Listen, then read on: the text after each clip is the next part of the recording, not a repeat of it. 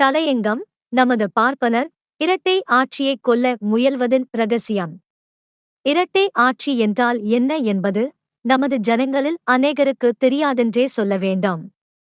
இரட்டை ஆட்சியை தகர்க்க வேண்டும், ஒழிக்க வேண்டும் என்று பார்ப்பனர்கள் சொல்லும்போது, பார்ப்பனரல்லாத பாமர மக்களும், அரசியல் நடைமுறையினை அறியாத பல காங்கிரஸ்காரர் பிரசாரகர் என்று சொல்லிக் கொள்பவரும் இரட்டை ஆட்சி என்பதை ஒரு இராணுவ ஆட்சி என்றும், வெள்ளைக்காரரே நேரிலிருந்து செய்யப்படும் காரியம் என்றும், இதை ஒழித்துவிட்டால் அரசாங்கம் நம் கைக்கே வந்துவிட்டது என்றும் நினைத்துக்கொண்டு கூடவே ஒத்துப் பாடுகிறார்கள்.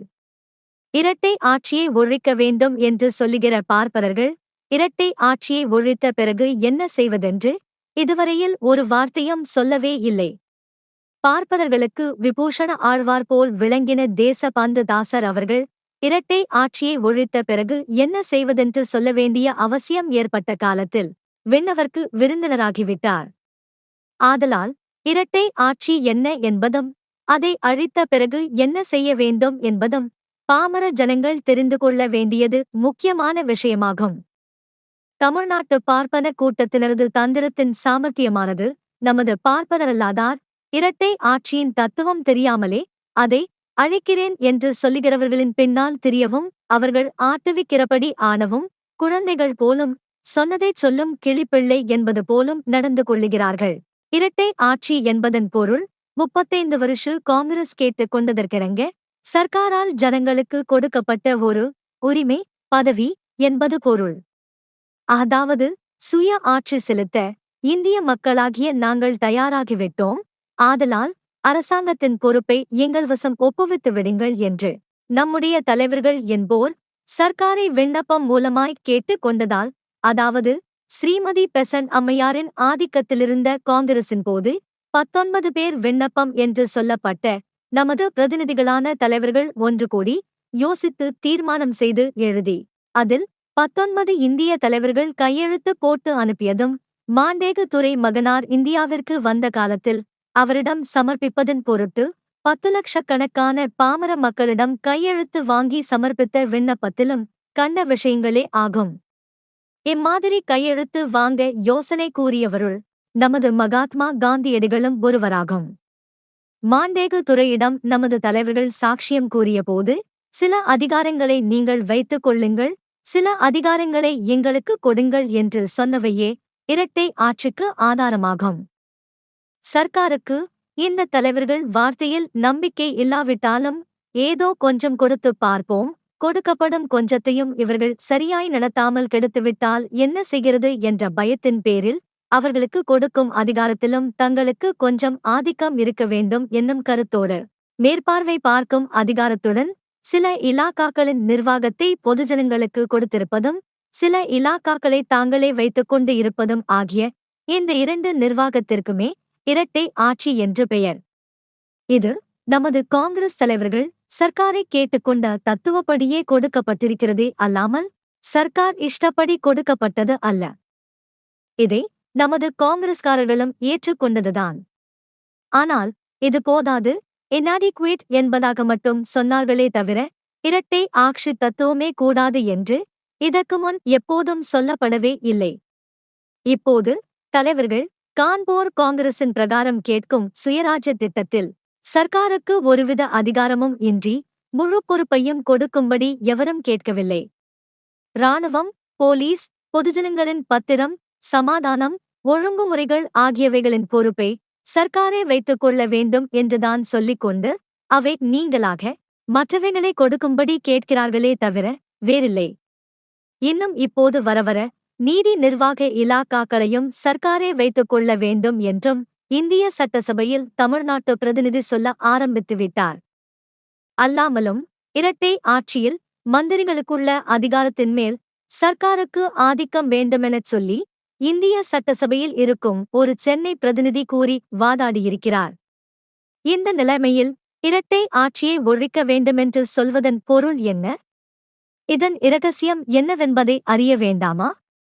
அதாவது இரட்டை ஆட்சியை காங்கிரஸ் கேட்கும் போதும் 19 பேர் கையெழுத்து போடும் போதும் அதற்காக கிராமம் கிராமமாய் சென்று பாமர மக்களிடம் கையொப்பம் வாங்கும் காலத்திலும் நமது தலைவர்களான பார்ப்பனர்களுக்கு பார்ப்பனரல்லாதார் கட்சி ஒன்று முளைக்கும் என்றாவது. முளைத்தாலும் தம்மை மீறி மற்றவர்களால் ஓட்டர்கள் ஏமாற்றப்பட்டு அது செல்வாக்கு பெறும் என்றாவது. அதன் பலன் முற்றிலும் பார்ப்பனர்களே அடைய முடியாது போகும் என்றாவது அவர்களுக்கு அதுபோது தோன்றவே இல்லை. ஆதலால் இதன் பலனாய் ஏற்படும் அதிகாரங்கட்கு கொழுத்த சம்பளங்கள் அனைத்தையும் தாங்களும் தங்கள் பிள்ளை குட்டிகளும் இனத்தார்களுமே அடையலாம் என்ற பேரவாவுடன் தீர்மானித்திருந்தனர். இவ்வளவு கொழுத்த பணத்தையும் அதிகாரத்தையும் பார்த்த பின்னர் இப்போது பார்ப்பனரல்லாதார் இயக்கம், மகமதியர் இயக்கம், கிறிஸ்துவர் இயக்கம், தாழ்த்தப்பட்டவர் இயக்கம், வகுப்புவாரி பிரதிநிதித்துவ இயக்கம் என இத்தகைய பல இயக்கங்கள் இதன் பயனாகத் தோன்றவும் இவ்வதிகாரங்களும் சம்பளமும் பார்ப்பனர்களுக்கு முழுமையும் கிடைக்காமல் பல வழிகளில் பிரியவும் பல வகுப்புகளுக்கு போகவும் அதனால் பார்ப்பனர்களுக்கு ஏமாற்றம் ஏற்பட்டதால் இப்பொழுது பார்ப்பனர்கள் விழித்துக் கொண்டு முழு அதிகாரங்களும் வெள்ளைக்காரர்களிடமே இருக்க வேண்டுமேயொழிய இந்திய மக்கள் கைக்கு வரக்கூடாது, வந்தால் அதற்கு முன் நமக்கு கிடைத்து கொண்டிருந்த உத்தியோகங்கள் கூட இப்போது கிடைப்பதற்கில்லாமல் பல வகுப்புகளுக்கு போய்விடுகிறது என்றும் மற்ற வகுப்பாரும் தங்கள் வகுப்பினருக்கு சமானமாய் வருவதற்கு வழி ஏற்பட்டு போகிறது என்றும் நினைத்தே இப்பொழுது ஜனங்களுக்கு கொஞ்சமாவது கொடுத்திருப்பதாய்ச் சொல்லப்படும் அதிகாரத்தையும் வெள்ளைக்காரரை எடுத்துக்கொள்ள வேண்டும் என்று கிளர்ச்சி செய்ய இரகசியத்தில் தீர்மானித்துக் கொண்டனர். எனவே இப்போதுள்ள இரட்டை ஆட்சி ஒழிய வேண்டிய அவசியம் நமது பார்ப்பனர்களுக்கு ஏற்பட்டுவிட்டது.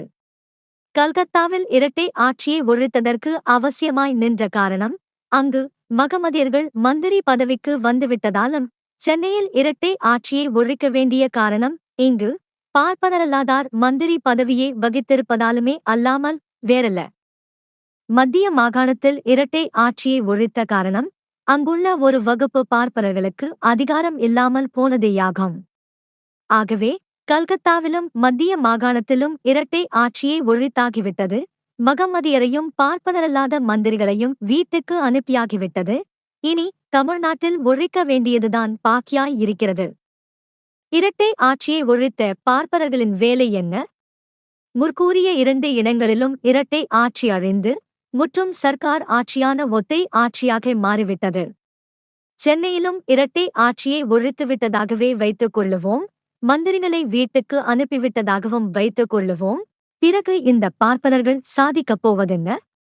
வரி கொடாமைக்கு வருகிறார்களா? சட்ட மறுப்புக்கு வருகிறார்களா? தேசமே சட்ட மறுப்புக்கு லாயக்கில்லை என்று காங்கிரசிலேயே வெட்கமில்லாமல் தீர்மானித்து விட்டனர். தேச மக்களை சட்ட மறுப்புக்கு தயார் செய்யும் வேலையும் காங்கிரசுக்கு இல்லை என்று அகில இந்திய தலைவர் ஸ்ரீமான் சீனிவாச ஐயங்கார் மாயவரம் வாக்காளர் மகாநாட்டில் விளம்பரப்படுத்திவிட்டார். அதாவது கான்பூர் காங்கிரஸ் திட்டமெல்லாம் சட்டசபை என்கிற ஒரு அம்சந்தான் என்று சொல்லிவிட்டு அதில் நம்பிக்கையில்லாதவர்கள், தீவிர ஒத்துழையாதார்கள் ஒதுங்கிக் கொள்ளலாம் என்று உத்தரவும் பிறப்பித்துவிட்டார். இவ்விஷயம் ஜூன் 23, 1926 சுதேசமித்திரன் பத்திரிகை 7ஆம் பக்கத்தில் வெளிவந்திருக்கிறது. ஆகலான் எதற்காக இரட்டை ஆட்சியை ஒழிப்பது? பனகால் ராஜாவும் பாத்ரோவும் சிவஞானமும் பதவி வகிக்கும் இரட்டை ஆட்சியை ஒழிப்பதற்கு வேலை செய்வதற்கு பதிலாய் ஸ்ரீமான் சர் சி.பி. ராமசாமி ஐயர் வகித்து வரும் ஒத்தை ஆட்சி ஏன் ஒழியக்கூடாது? அதைப் பற்றி நமது பார்ப்பனர்கள் ஒரு வார்த்தையாவது பேசுவதே இல்லை. ஏன்? Sir C P. ராமசாமி ஐயர் வகித்திருக்கும் உத்தியோகம் இரட்டை ஆட்சியுமல்ல, ஒத்தை ஆட்சியுமல்ல, அது சுத்தமான கலப்படமில்லாத பார்ப்பன ஆட்சி. அதன் பலனாய் பார்ப்பனர் உயர்ந்த ஜாதி என்பதை நிலைநிறுத்தவும் மற்றவர் தீண்டாத ஜாதி என்று ஒதுக்கவும் சகல உத்தியோகங்களும் பார்ப்பனரே அனுபவிக்கவும் மிக்க அனுகூலமாய் இருக்கிறது.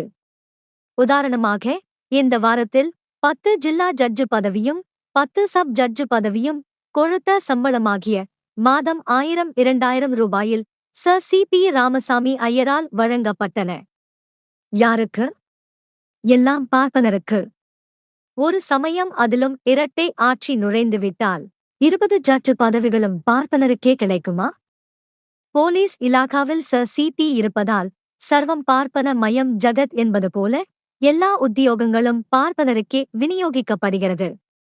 அதேபோல் நீதி இலாகாவிலும் சர் சி.பி. ராமசாமி ஆட்சி இருப்பதால் ஜில்லா முனிசிபுகள் முழுதும் மாதத்திற்கு 20-30 சர்வம் பார்ப்பன மயம் ஜகத் என்று ஏற்படுகிறது.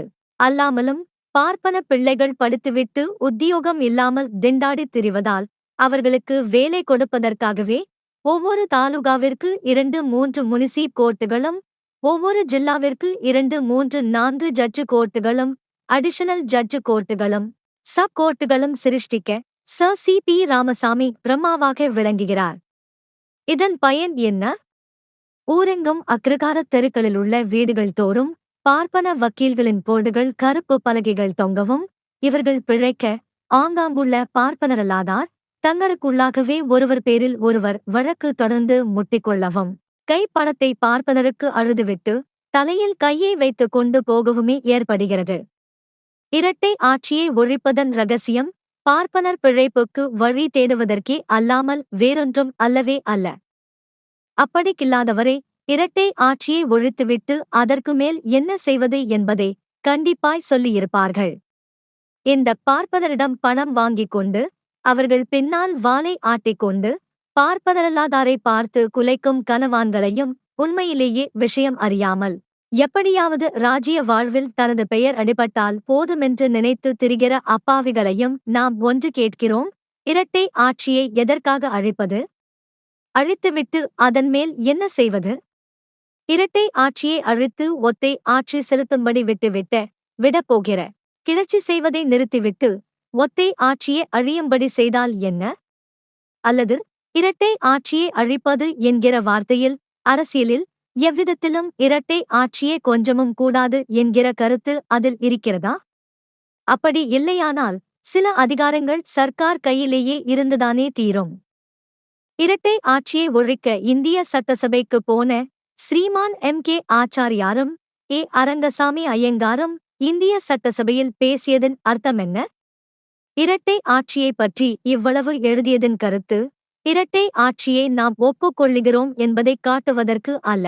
தற்காலம் நம் நாட்டில் அரசியல் தத்துவத்தில் இரட்டை ஆட்சிக்கும் ஒத்தை ஆட்சிக்கும், தற்கால உத்தியோக காங்கிரஸ் கோரும் பார்ப்பன ஆட்சிக்கும் யாதொரு வித்தியாசமே இல்லை என்பதோடு, பார்ப்பன ஆட்சியை விட இரட்டை ஆட்சி மோசமானதல்ல என்பதும்தான் நமது அபிப்பிராயம்.